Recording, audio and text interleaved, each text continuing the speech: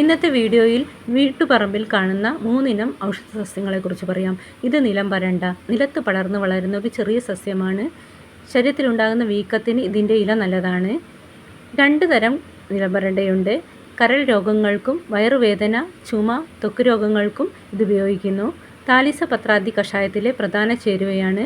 അപസ്മാരത്തിനും എട്ടുകാലി വിഷത്തിനും മരുന്നാണ്. മുറിവുകൾ ഉണങ്ങാൻ ഇതിൻ്റെ നീര് പുരട്ടിയാൽ മതി. ഇത് കീഴാർ നെല്ലി. ഇതിൻ്റെ ഇലകൾ നെല്ലിമരത്തിൻ്റെ ഇലകൾ പോലെയും കായ നെല്ലിക്കയുടെ ചെറിയ രൂപം പോലെയും തോന്നിക്കും. കായകൾ ഇലകൾക്കടിയിലായിട്ടാണ് കാണപ്പെടുന്നത്.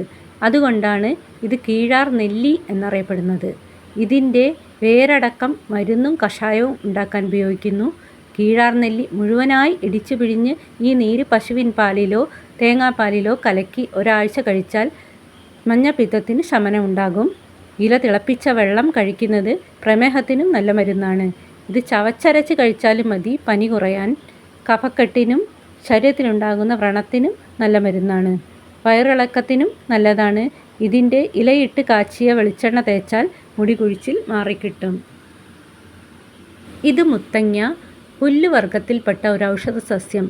2 തരം മുത്തങ്ങകളുണ്ട്, കിഴങ്ങുള്ളതും ഇല്ലാത്തതും.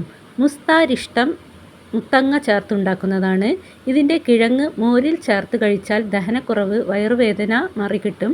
മുത്തങ്ങ കിഴങ്ങ് ഉണക്കി പൊടിച്ച് തേനിൽ ചാലിച്ച് കഴിച്ചാൽ വയറുവേദനയ്ക്ക് ശമനമാകും.